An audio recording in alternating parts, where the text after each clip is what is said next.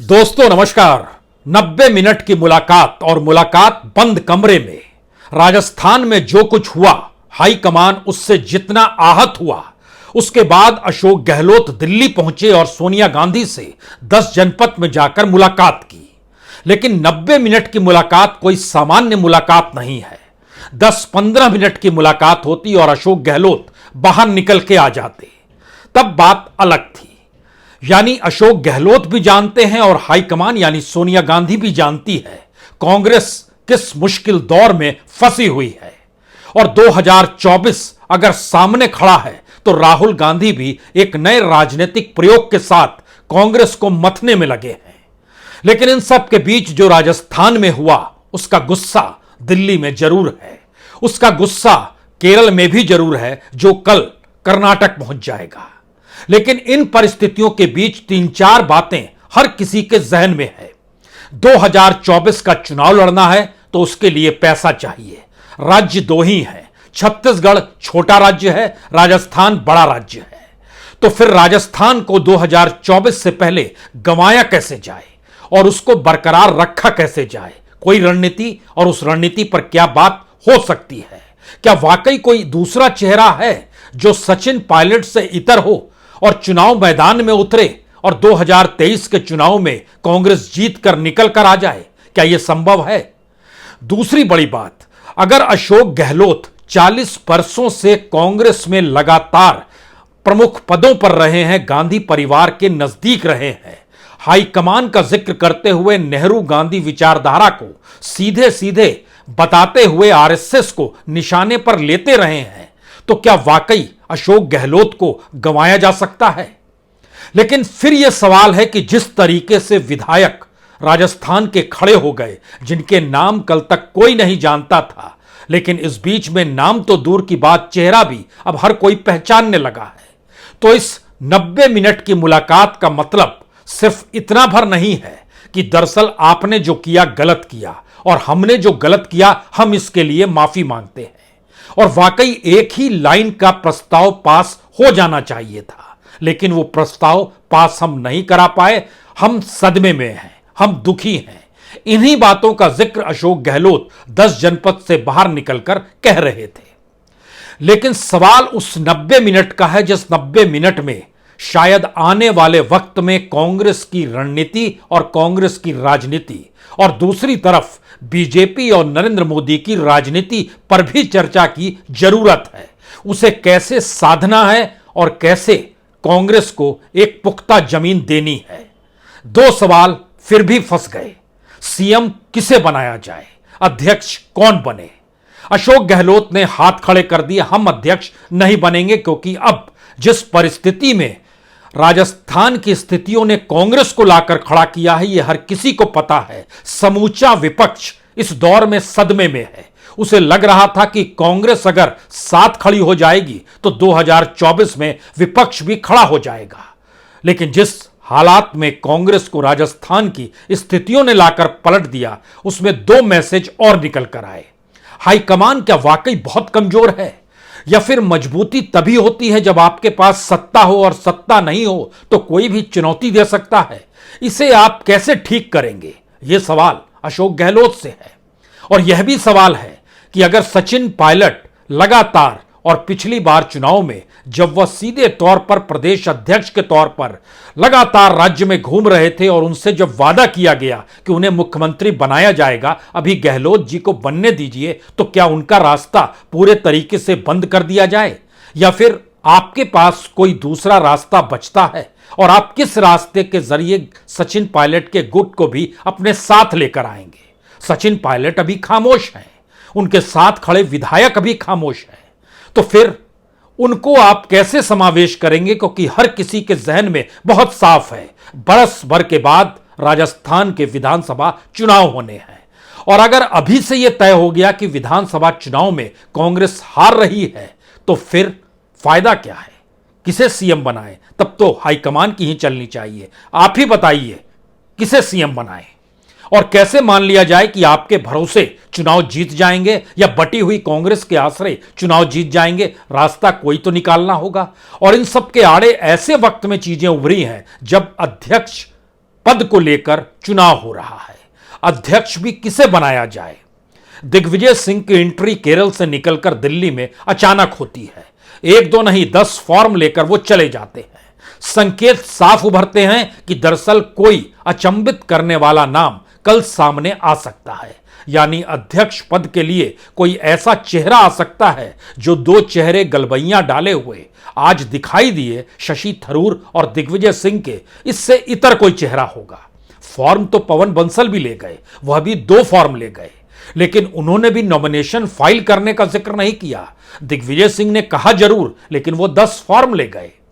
और शशि थरूर ने कहा कि हम 30 तारीख को करेंगे, लेकिन स्थितियों को समझिए। दिग्विजय सिंह भोपाल की एकमात्र सीट जहां पर पूर्व मुख्यमंत्री चुनाव लड़ रहा है, 3.5 लाख से ज्यादा वोटों से इसलिए हार जाता है क्योंकि सामने प्रज्ञा ठाकुर आकर एक झटके में खड़ी हो जाती हैं और पूरा ध्रुवीकरण पूरे भोपाल का हो जाता है। तो इस ध्रुवीकरण की परिस्थिति में दिग्विजय सिंह अगर अध्यक्ष बन गए तो उस कांग्रेस को कैसे संभालेंगे, या उनके पास कौन सी काट है जिसके जरिए इस ध्रुवीकरण को वह रोक पाए। ध्रुवीकरण को रोक पाने की स्थिति में तो राहुल गांधी निकले हैं, जिसपे एक लिहाज से राजस्थान ने मट्ठा डालने का काम बाखूबी किया है। और यह संदेश भी ठीक नहीं जाएगा कि दरअसल आपने अशोक गहलोत को माफ कर दिया, लेकिन यह भी मैसेज ठीक नहीं जाएगा कि आपने अशोक गहलोत को गवा दिया। लेकिन एक सच राजस्थान का यह भी है कि बीजेपी अगर किसी शिंदे की तलाश राजस्थान के भीतर कर रही है तो वह शिंदे ना तो गहलोत हैं न सचिन पायलट हैं। वैचारिक तौर पर भी और संख्या के लिहाज से भी गहलोत के साथ भी 20 से 22 विधायकों से ज्यादा कोई उनके साथ किसी दूसरे राजनीतिक दल को बनाने की दिशा में नहीं बढ़ेगा। इसे गहलोत बाखूबी जानते हैं। और सचिन पायलट भी परख चुके हैं कि दरअसल 20-25 से ज्यादा विधायक उनके साथ खड़े नहीं होंगे, जो एक अलग दिशा में चले जाते। तो ऐसे में बीजेपी के साथ भी दोनों संख्या के स्तर पर नहीं जा सकते हैं और वैचारिक तौर पर तो बिल्कुल नहीं। तो एक रास्ता एक अलग पॉलिटिकल पार्टी का बनता है, क्योंकि दूसरी तरफ वसुंधरा राजे भी नाराज चल रही है और वसुंधरा राजे को भी लगातार उनका हाईकमान निर्देश दे रहा है कि आप विधानसभा भूल जाइए, लोकसभा का चुनाव लड़िए। यह कमोवेश वसुंधरा के साथ वैसी ही स्थिति है जैसी गहलोत के साथ कि आप अध्यक्ष बन जाइए, राजस्थान को भूल जाइए। और गहलोत राजस्थान नहीं भूले, यह बात उन्होंने खुले तौर पर कर दी और अपना भविष्य यानी मुख्यमंत्री का भविष्य उन्होंने सोनिया गांधी के हाथ में रख दिया कि आप ही तय कीजिए। और मैसेज केसी वेणुगोपाल के जरिए निकल कर आया कि 48 घंटे के बाद स्थितियां साफ हो जाएंगी कि कौन सीएम होगा। चौंकाने वाली दोनों स्थिति है, या तो सचिन पायलट या फिर अशोक गहलोत सीएम के तौर पर हो जाएं। लेकिन चौंकाने वाली एक और स्थिति है, वह है कोई तीसरा नाम उभरकर सामने आ जाए। और संकेत बहुत साफ तौर पर रहे कि 2023 के चुनाव में जो चेहरा होगा वह क्या सचिन पायलट का होगा। तो हर किसी के जहन से छोड़कर सचिन पायलट को परखिए। वो कहेंगे कि हमारे नाम पर तो 2019 में भी चुनाव लड़ा गया और उस वक्त भी एक झटके में अशोक गहलोत सामने निकलकर सीएम की कुर्सी पर बैठ गए और वो देखते रह गए। उनकी आंख से तो आंसू भी 2019 में भी टपके थे। 2018 के विधानसभा चुनाव में जब आंसू टपके थे तो उसके बाद भी वह सीएम नहीं बन पाए। तो क्या यह माना जाए कि उसी का दोहराव हो रहा है, या फिर अशोक गहलोत के साथ 90 मिनट की बातचीत कोई छोटी मोटी बातचीत नहीं, बल्कि आने वाले वक्त में कांग्रेस को कैसे ठीक करना है, राजस्थान को कैसे पटरी पर लाना है। राहुल गांधी की पदयात्रा के जरिए कांग्रेस अपने आप को जो गांव और पंचायत स्तर पर सक्रिय करने की दिशा में बढ़ना चाहती है, उस दिशा को परखना जरूरी है। और जो नाम निकल कर आ रहे हैं अध्यक्ष के तौर पर, उसमें हमें अभी भी एक ऐसा नाम चाहिए जिस नाम के आश्रय कम से कम बीजेपी उस पर हमला करने से पहले या ईडी और आईडी अपने तौर पर उनके दरवाजे पर दस्तक देने से पहले 100 बार सोचे या आ ही नहीं पाए। ये नाम कौन सा हो सकता है? इन नामों को लेकर भी चर्चा की जा सकती है।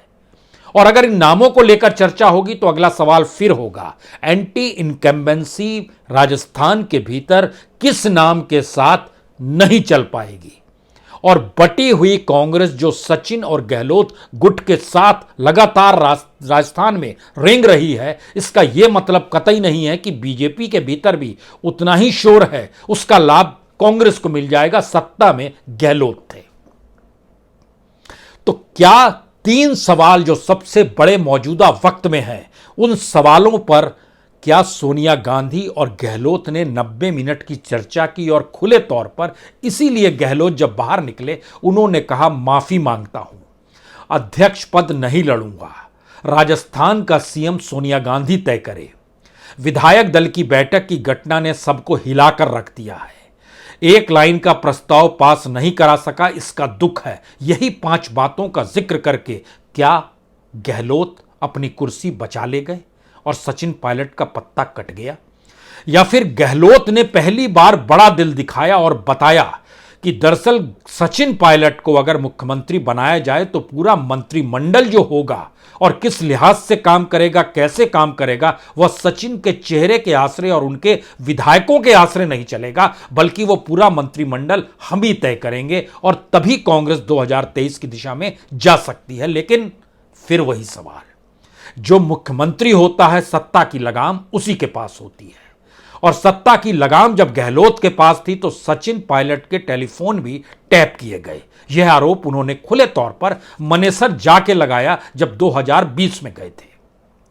लेकिन कांग्रेस के पास गंवाने के लिए अब क्या बचा है? सब कुछ तो वो गंवा चुकी है।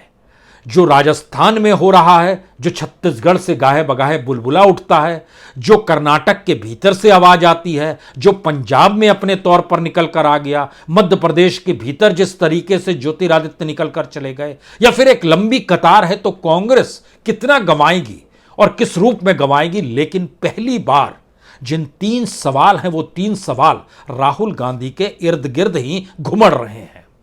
राहुल गांधी की यात्रा अभी कर्नाटक में कल प्रवेश करेगी। केरल में तो उनके अपने सांसद हैं, हालांकि लेफ्ट की सरकार है लेकिन बीजेपी वहां पर नहीं है, लेकिन कर्नाटक में बीजेपी की सरकार है। कर्नाटक के भीतर बेल्लारी का भी मुद्दा है, करप्शन का भी मुद्दा है, और ईडी और आईटी वहां सक्रिय क्यों नहीं होता है, यह भी मुद्दा है। कर्नाटक के भीतर मुस्लिमों का मुद्दा भी है और हिंदू तुष्टीकरण का जिक्र या हिंदुत्व के जरिए ध्रुवीकरण का जिक्र जो होता है, यह भी मुद्दा है। यानी ध्यान दीजिए, तो कर्नाटक दक्षिण का एक ऐसा राज्य है जिसकी अगर परतों को खोलिएगा तो उत्तर भारत की समूची राजनीति उसके भीतर आपको दिखाई देगी। और इस लिहाज से वो कहीं ज्यादा महत्वपूर्ण है कि वहां का रिस्पॉन्स बहुत कुछ तय कर देगा कि राहुल गांधी जिस देश जोड़ने का जिक्र करते हुए निकले हैं और कांग्रेस उसके जरिए कांग्रेस की सक्रियता और 2024 को लेकर मोदी सरकार को कटघरे में खड़ा करने की जिस सोच को पाले हुए है, क्या वह सोच कर्नाटक से फलीभूत हो पाएगी? 90 मिनट की बातचीत के भीतर यह भी सवाल थे क्या? क्योंकि इन सवालों के इर्द गिर्द सिर्फ सीएम और अध्यक्ष का मसला नहीं आया, मसला यह भी आया कि कांग्रेस को पटरी पर लाना है। गहलोत साहब, आपने गड़बड़ी की है। गहलोत साहब, राजस्थान के भीतर कोई विधायक आपके बगैर खड़ा हो नहीं सकता है। माकन की रिपोर्ट हो या फिर मल्लिकार्जुन खड़गे की रिपोर्ट हो, अपने तौर पर हर रिपोर्ट में इस बात का कहीं ना कहीं इंडिकेशन है कि खुले तौर पर वहां जो कुछ हुआ उसके पीछे कोई और था और वो कोई दूसरा नहीं था। लेकिन इन सब के बीच अगला सवाल यह भी है, इस बार तलवार दूसरी तरफ से नहीं निकली है। सचिन पायलट की खामोशी, उनके विधायकों की खामोशी और अनुशासनबद्ध तरीके से जो वो एक साथ बैठे हैं, तो क्या उन्हें सिर्फ इस आधार पे खारिज किया जा सकता है कि विधायक उनके साथ नहीं है? तो क्यों नहीं 2018 का जिक्र कर लें, जिस वक्त मुख्यमंत्री आपको बनाया गया था। उस समय सचिन पायलट आधे से ज्यादा विधायकों का नाम ले रहे थे कि यह हमारे साथ है, क्योंकि उन्होंने ही टिकट बांटने में बड़ी भूमिका निभाई थी। तो एक मतलब तो साफ है कि सचिन पायलट अभी तक खामोश हैं। वो कहेंगे तो क्या होगा, यानी परिस्थिति और बिगड़ेगी। उनके विधायक जिस स्थिति में आकर खड़े होंगे, स्थितियां और बिगड़ेगी और आमने सामने की परिस्थिति होगी। संभालेगा कौन? गहलोत साहब, यह जिम्मेदारी आपको लेनी पड़ेगी और आपको लेनी चाहिए। और कांग्रेस को संभालना और समझना है तो यह समझ लीजिए कि कांग्रेस के चुनाव चिन्ह के बगैर जो विधायक राजस्थान के भीतर हैं वह भी नहीं जीत सकते हैं। यह हर किसी को पता है। वहां दो ही पार्टियां हैं, बाकी पार्टियों की कोई हिम्मत इस रूप में होती नहीं है। लेकिन एक सच यह भी है कि हम जब 2024 के भरोसे या 2024 को टारगेट लेकर बढ़ रहे हैं तो उस दिशा में शशि थरूर दक्षिण भारत से आते हैं और वह भी केरल से, और वहां पर की परिस्थिति उत्तर भारत को प्रभावित नहीं कर सकती है। जहां पे कांग्रेस अगर अपने पैर नहीं जमा पाई तो 2024 गंवा बैठेगी। गंवाना तो दूर, 3 के आंकड़े तक भी नहीं पहुंचेगी, यानी 100 बहुत दूर की कोटी होगी। दिग्विजय सिंह भोपाल के ध्रुवीकरण को नहीं थाम पाए और ज्योतिरादित्य सिंधिया जो कहकर निकले और जो 36 का आंकड़ा जिस रूप में कमलनाथ, दिग्विजय और ज्योतिरादित्य सिंधिया के बीच आया तो अध्यक्ष की परिस्थितियां नाजुक होंगी। आप अविवादित थे इसलिए आपको बुलाया जा रहा था, लेकिन अपने आप ने हाथ खींच लिए। आप राजस्थान की राजनीति में माहिर हैं, राजनीति के जरिए राजस्थान को साध सकते हैं, तो साधने की स्थितियों को स्पष्ट कीजिए कि कैसे 2023 का चुनाव राजस्थान में जीता जाएगा। अन्यथा उसके बाद कोई रास्ता कांग्रेस के पास नहीं बचेगा और हम मानकर चल रहे हैं कि हम राजस्थान गंवा रहे हैं, तो आप क्या करेंगे? अगला सवाल है कि अध्यक्ष को लेकर जो सहमति असहमति में कई नाम हैं, तो कल नामांकन की स्थिति आखिरी दिन है और कल चौंकाने वाले नाम सामने आएंगे। इन चौंकाने वाले नाम के सामने के साथ ही राजस्थान के भविष्य का फैसला सोनिया गांधी करेगी। हालांकि 90 मिनट की बातचीत में फैसला तो हो चुका है और उसकी जानकारी ना गहलोत बाहर निकलकर दे सकते हैं, ना किसी और को दे सकते हैं, ना सोनिया गांधी किसी को बता सकती है। लेकिन कांग्रेस हर के नब्ज में है और कांग्रेस को कैसे पटरी पर लाकर जमीन मजबूत की जाए राजनीतिक तौर पर, यह हर किसी को समझ में आ रहा है। और सबसे बड़ा सवाल यह है कि अगर इस परिस्थिति में भी अगर हाईकमान ने निर्णय नहीं लिया तो सब कोई कहेंगे उदयपुर चिंतन शिविर का मतलब क्या था। बात तो वहीं से शुरुआत हुई जहां पे कहा गया एक व्यक्ति एक पद, उदयपुर चिंतन की ही देन थी और उदयपुर चिंतन से ही राहुल गांधी की पदयात्रा या देश नापने की परिस्थितियां निकली। यानी चिंतन में 3 दिन देश भर के कांग्रेसी बैठे और देश भर में मैसेज जाएगा कि उस चिंतन का भी कोई मतलब नहीं निकला, तो इसका मतलब है कि गहलोत जी की कोई हाईकमान निर्णय ही ना ले और आपके अनुकूल परिस्थितियां बनती चली जाए। या फिर आप बताइए कि आप हमारी जगह होते तो कैसा निर्णय अब लेते, किस रूप में निर्णय लेते जो मैसेज देश भर में जाता। 90 मिनट की इस मुलाकात के भीतर कांग्रेस की उस कमजोरी और कांग्रेस की उस आने वाले वक्त की मजबूती में राहुल गांधी की पदयात्रा के तर्क भी छुपे हुए हैं। और इतना ही नहीं, यह हर किसी को पता है कि जिस रूप में आलाकमान की बैसाखी को थामना चाह रहे हैं सचिन पायलट, उसको लेकर भी बहुत सारे सवाल हो सकते हैं, या बहुत सारे सवाल हैं।